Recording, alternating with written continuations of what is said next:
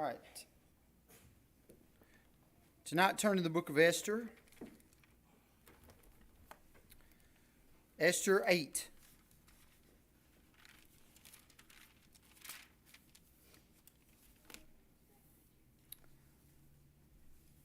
Last time we were here, a couple of weeks ago on Sunday night, we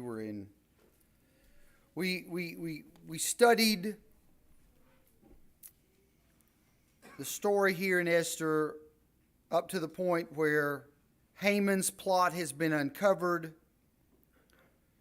It's been told to the king, and King Xerxes has hung Haman on the gaffles that he had built to hang Mordecai.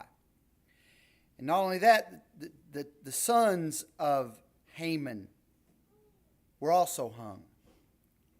And now, tonight in chapter 8 through 10, what are we going to do about the king's edict? Now, this is the epitome of pagan arrogance, that when a king writes an edict, you can't do anything about it. You can't stop it. You can't say, oh, my bad. We'll just do away with that and tear it up. Throw it away. Burn it. That's not what happened.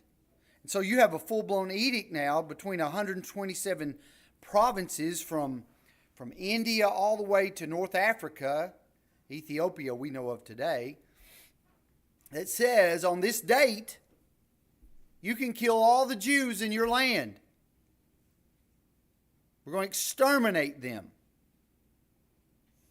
And so that's the edict that allows all those provinces to exterminate all the Jews in those provinces.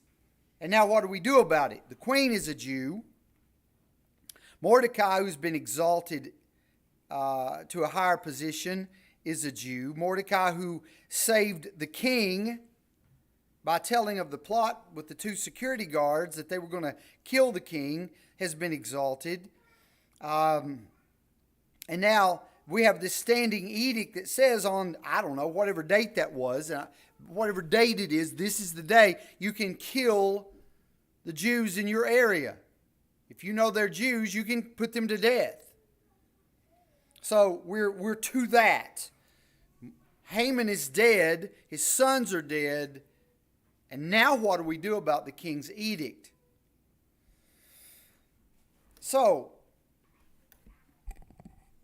on that day, King Ahasuerus gave to Queen Esther the house of Haman, the enemy of the Jews. So now Esther owns Haman's property, his houses, whatever he owns, she has. They're hers.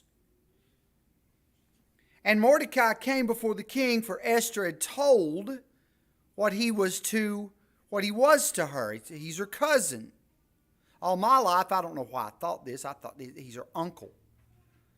But he's her cousin. He's raised her and their family, but that's what he is to her. And the king took off his signet ring, which he had taken from Haman, and gave it to Mordecai. And Esther set Mordecai over the house of Haman. So Mordecai moves in to the house of Haman. And Esther spoke again to the king.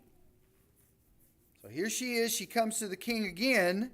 I don't know if the king's thought about this, what's really going on, how this is going to affect the whole nation.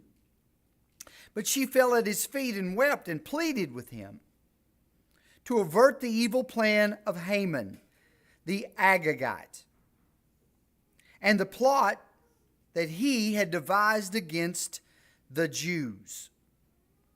When the king held out the golden scepter to Esther, Esther rose and stood before the king. And she said, if it please the king, and if I have found favor in his sight, And if the thing seems right before the king, and I am pleasing in his eyes, let an order be written to revoke the letters, lots of letters, devised by Haman the Agagite, the son of Hammedatha, which he wrote to destroy the Jews, who are in all the provinces of the king. For how can I bear to see the calamity that is coming to my people? Or how can I bear to see the destruction of my kindred? Then King Ahasuerus said to Queen Esther and to Mordecai the Jew, Behold, I have given Esther the house of Haman, and they have hanged him on the gallows, because he intended to lay hands on the Jews. But you may write as you please. Haman wrote, and then I put my stamp on it, and he sent it out. Now you can write what you would like to write. You may write what you please with regard to the Jews in the name of the king, and seal it with the king's ring that Mordecai has now. For an edict written in the name of a king and sealed with the king's ring cannot be revoked. So what do you do about this? You have one letter that's been sent to all the provinces that says on this date you are free to kill the Jews in your area, from India to North Africa, all in between. And now you have to write something that will counteract that. What do you do? How do you write it? Queen Esther has taken her life into her hands again, though things are looking pretty well, and that is by going into the king without being summoned. And so she goes into the king again. And if he had not reached out his scepter to her and say, come on in effect, she could have been killed. She brings Mordecai with her. And they come to talk about this edict. And the king says, I'll tell you what, you write whatever you want to, and here's my ring that I've given Mordecai. You write it, you seal it, you send it. Whatever you write, that's what you do. To stop what is going on, which comes back to either the king didn't read it, and it looked like he did read it, and he did know about it, or he didn't read it, and he didn't know what Haman had plotted. Even though they talked about it, it was pretty clear. I think he knew exactly what went out. And there's arrogance here, arrogance that says, well, I can't stop it. I can't stop what I've written. But you can write something and it's going to pull up alongside it. We need to hurry and get it out because this date's coming. This date's coming that says that you can kill the Jews. So what does Mordecai and Esther, what do they have to do? So the king's scribes were summoned at that time. So it's in the 3rd month, which is in Sivan. On the 23rd day. And an edict was written, according to all that Mordecai commanded concerning the Jews, to the satraps and the governors and the officials and of the provinces, from India to Ethiopia.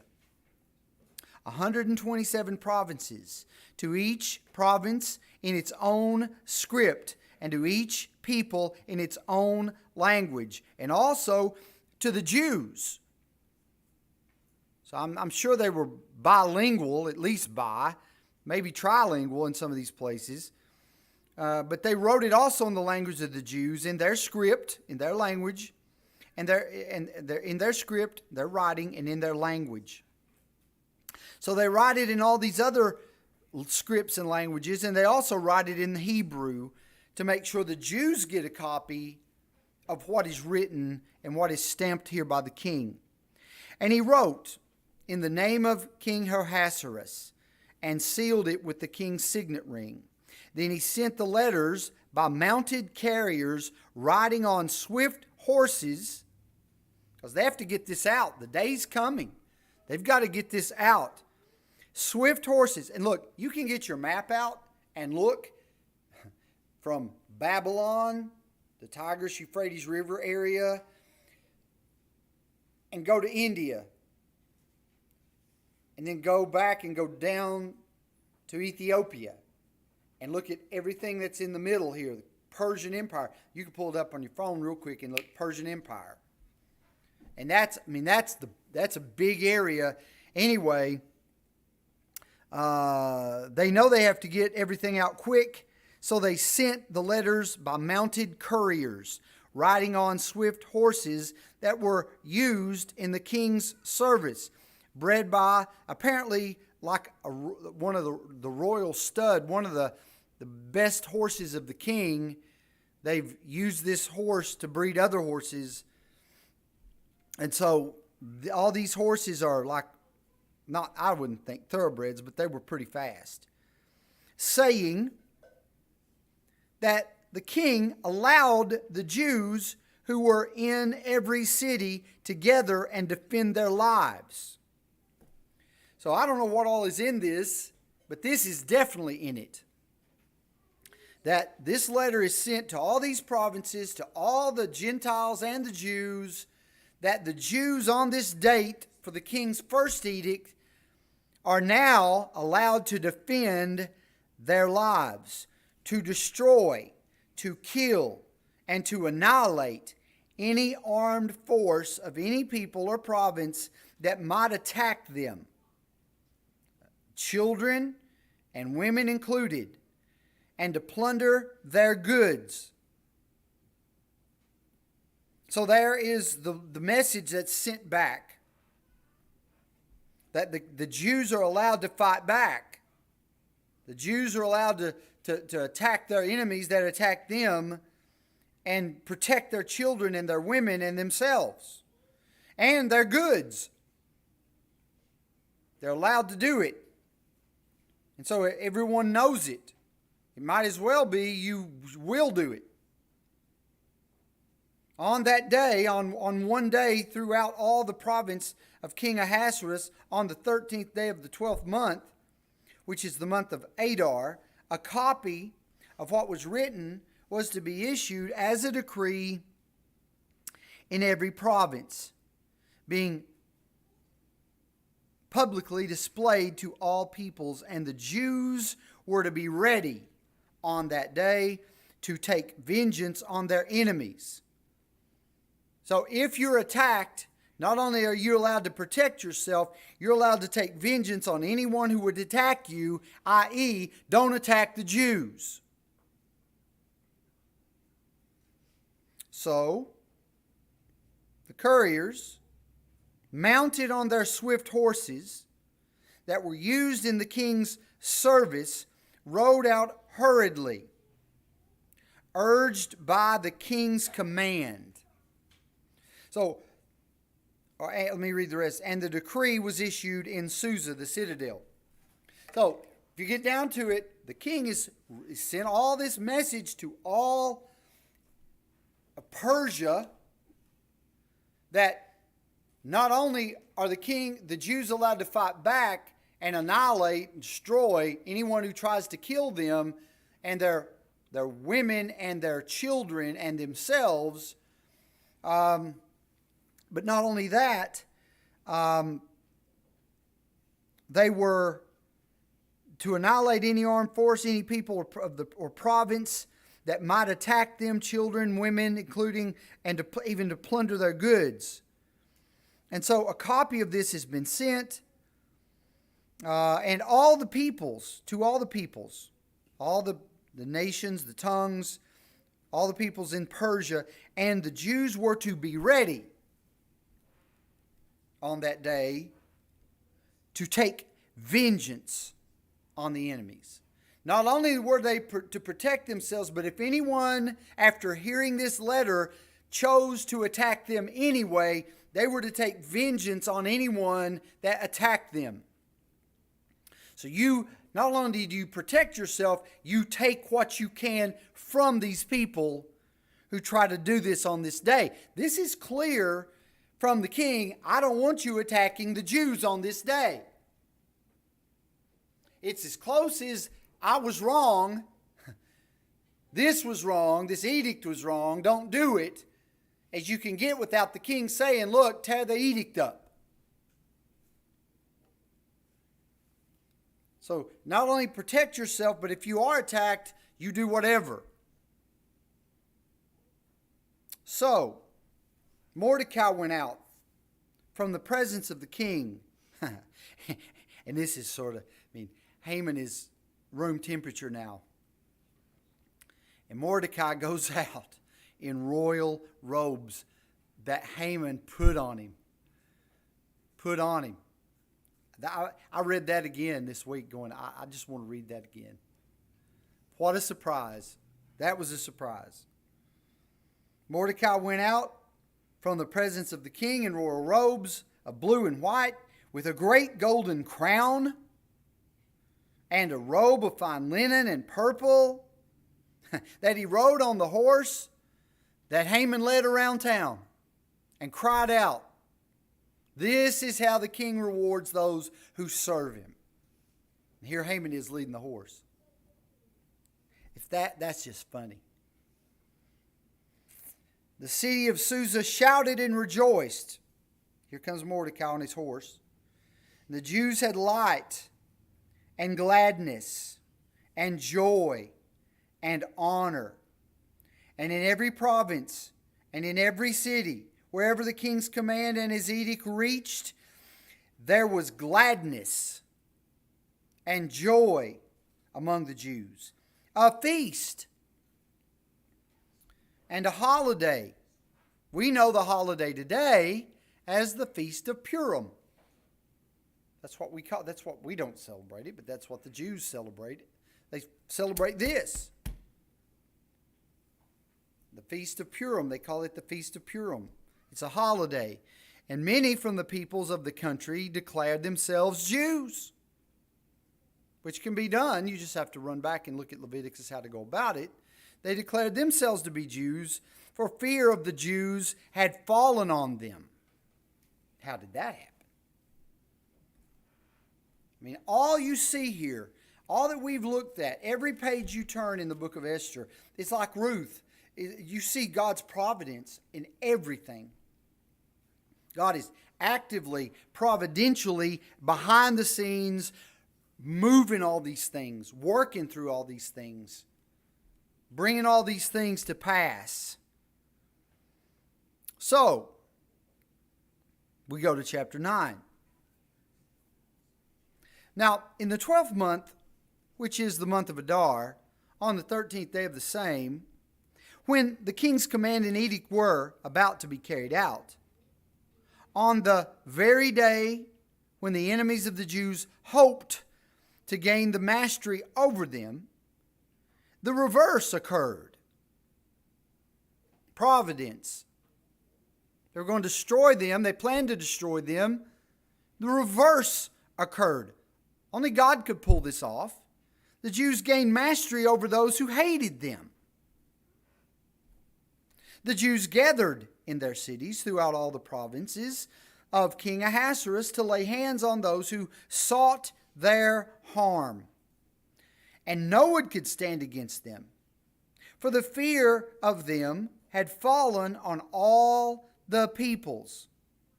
All the officials of the provinces and the satraps and the governors and the royal agents also helped the Jews, for the fear of Mordecai had fallen on them.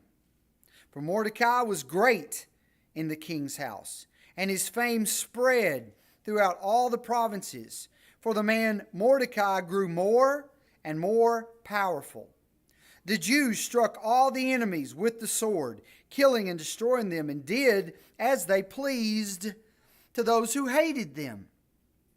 In Susa, the citadel itself, the Jews killed and destroyed 500 men, and also killed Parshandatha, and Dalphon, and Aspatha, and Poratha, and Adaliah, and Aradatha, etc. Verse 10. The 10 sons of Haman, the son of Hammedatha, the enemy of the Jews. But they laid no hand on their plunder. So they killed the sons of Haman.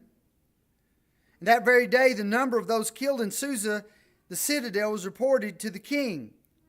And the king said to Queen Esther, in Susa, the citadel, the Jews have killed and destroyed 500 men, and also the 10 sons of Haman. What then have they done in the rest of the king's provinces? Now, what is your wish? If they've cleaned out the anti-Semitic people here, imagine what's happened through the whole of Persia. What's your wish now? What do you want now? It shall be granted to you. And what further is your request? What is your wish? What is your request? It shall be fulfilled. And Esther said, if it please the king, let the Jews who are in Susa be allowed tomorrow also to do according to the king's edict, and let the 10 sons of Haman be hanged on the gallows. So the king commanded that this to be done. A decree was issued in Susa, and the 10 sons of Haman were hanged. The Jews who were in Susa gathered also on the 14th day of the month of Adar, and they killed 300 men in Susa. So now we're up to 810 that we know of. But they laid no hands on the plunder. I think the idea here is they didn't want them to think, we want your stuff. We want your things. We want your house. We want your household goods. We want your, whatever you've got, we want your things. When the reality was, we want to be left alone. We want to be left alone.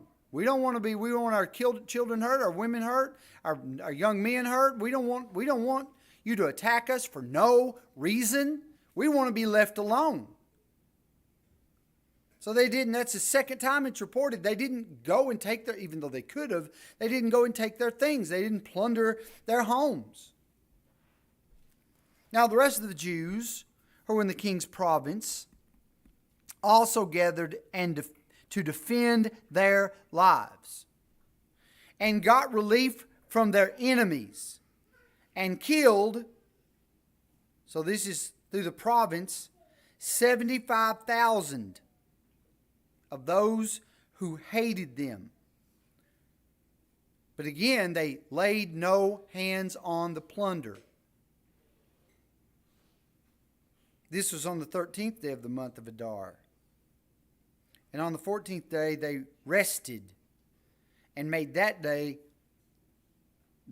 a day of feasting and gladness. But the Jews who were in Susa gathered on the 13th day and on the 14th, and rested on the 15th day, making that a day of feasting and gladness. Therefore, the Jews of the villages who lived in the rural towns hold the 14th day of the month of Adar as a day for gladness and feasting, as a holiday, and as a day on which they send gifts of food to one another. So you see the beginning of what is known of as Purim. And they rejoice together and they thank God together that they were able to defend themselves from the enemies that were going to annihilate them. Imagine if these 75,000 people through the whole province had attacked the Jews. I would imagine more would have joined in to attack the Jews for nothing. I mean, we still haven't heard from the king. Why would you listen to Haman in the first place? Why would you set this group aside to attack and kill in the first place? Listen, and the answer to that question would be, listen, it's Satan. It's demonic. There is no answer to why the Jews have been hated all these years, all these centuries. It's a demonic thing. It's a satanic thing. There's no rationale. There's no rational answer to why. There's no reason. There's no reason why Christians should be targeted. Real ones. Real ones. I'm not talking about the Crusades. I mean real Christians that live at peace with all men, with all that they can, all that they know, they live at peace. They don't start anything. They want to live at peace with everybody. And so, but they are targeted. The Bible's crystal clear about that. They are targeted. And there ain't no reason for it. There ain't no rationale. It's sin. It's sin. Whether you're picking out one person or a city or Christians in general to hate. There's no reason. I mean, do you see that this isn't like Islam? Islam's, in their book, it's clear. You can lie to Jews and Christians, and you can kill them. You can start it. You can start the killing. You can start the whatever you need to do. Why would that be? The answer is it's from Satan. Satan that's going to hell in Revelation 20:10. It's irrational why you would attack Christians who are just being Christians or Jews that are just being Jews because they're Jews or because they're Christian.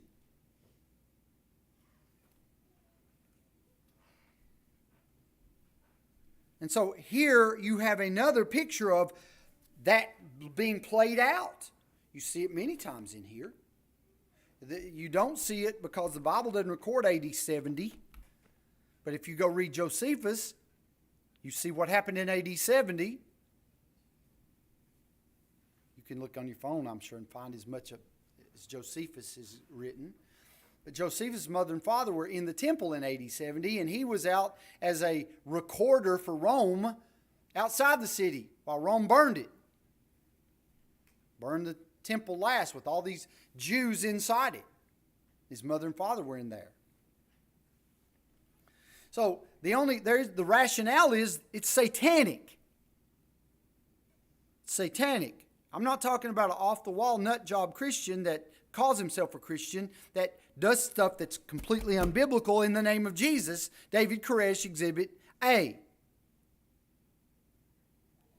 That's not it. But Christians that are biblical Christians aren't a threat to anyone physically. And so here, the Jews are hated because they're Jews. They're hated because Satan hates them. And Messiah is coming through them. Now, here at this point in the Bible, he doesn't know how, when, why, where. He just knows that. And so anything he can do to persecute, kill, etc., he will do it and does it. He does it here through a pagan king led by a pagan Haman.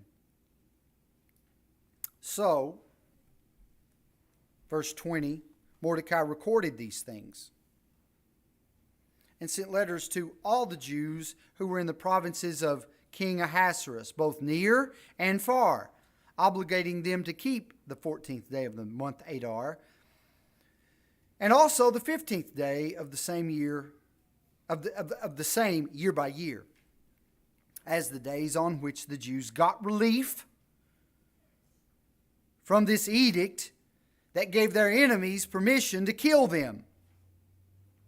Verse 22, as the days on which the Jews got relief from their enemies, and as the month that had been turned for them from sorrow into gladness, and from mourning into a holiday. Only God can do that. That they should make them days of feasting and gladness, days of sending gifts of food to one another and gifts to the poor. So the Jews accepted that, accepted what they had started to do and what Mordecai had written to them. For Haman the Agagite, the son of Hammedatha, the enemy of all the Jews, and that's about the 6th time it's written in this book, the enemy of all the Jews, had plotted against the Jews to destroy them and to cast lots per, that is, cast lots, to cast pure, however you say it, that is, cast lots, to crush and destroy them. But when it came before the king, he gave orders in writing that his evil plan that he had devised against the Jews should return on his own head, and that he and his son should be hanged on the gallows. Therefore they called these days Purim, or Purim, after the term Pur, P-U-R. Therefore, because of all that was written in this letter, and of what they had faced in this matter, and of what had happened to them, the Jews firmly obligated themselves and their offspring and all who joined them that without fail they would keep these 2 days according to what was written, and at the time appointed every year, that these days would be remembered and kept throughout every generation in every clan, province, and city, that these days of Purim should never fall into disuse among the Jews, nor should the commemoration of these days cease among their descendants. And guess what's included every year in the celebration of Purim? Yahweh. His name may not be in this book, but don't tell that to a Jew. Yahweh's the big deal. Yahweh's the focus of Purim. Yahweh's the focus of that. He, through all this, delivered them. Not Queen Esther, not Mordecai, not fate. That Yahweh did it through them. So, then Queen Esther, the daughter of Abiel, and Mordecai, the Jew, gave full written authority, confirming this second letter about Purim. Letters were sent to all the Jews to the 127 provinces of the kingdom of Ahasuerus, in words of peace and truth, that these days of Purim should be observed at their appointed seasons, as Mordecai the Jew and Queen Esther obligated them, and as they had obligated themselves and their offspring with regard to their fasts and their lamenting.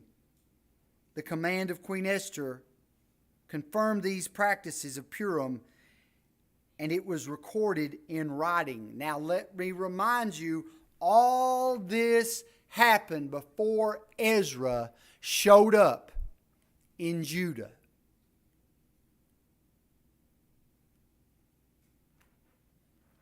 Purim was celebrated, I guarantee, in Judah. With Ezra, with Nehemiah, with Malachi. It was celebrated. So, finally, all of chapter 10. 3 big verses. King Ahasuerus imposed tax on the land and on the coastlands of the sea, and all the acts of his power and might, and the full account of the high honor of Mordecai to which the king advanced him, are they not written in the book of the Chronicles of the kings of Media and Persia? I'd love to read that book, but we don't have it. For Mordecai the Jew was second in rank to King Ahasuerus, and he was great among the Jews and popular with the multitude of his brothers, for he sought the welfare of his people and spoke peace to all his people. So there's Esther. There's Yahweh. Yeah, so what? His name's not in here. He's all here. All through it. So, questions or comments about this?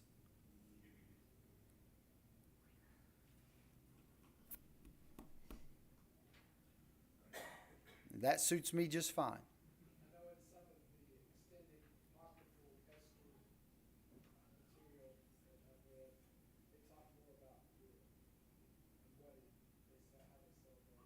Yep. How to celebrate it.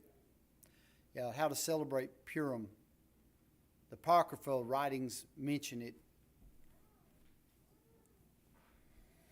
All right. When it talks about Jews gaining mastery over those who hated them, is that when it refers to mastery, is it talking about just the status of Mordecai and the Jews being more prominently viewed, or do you think it's more military? It would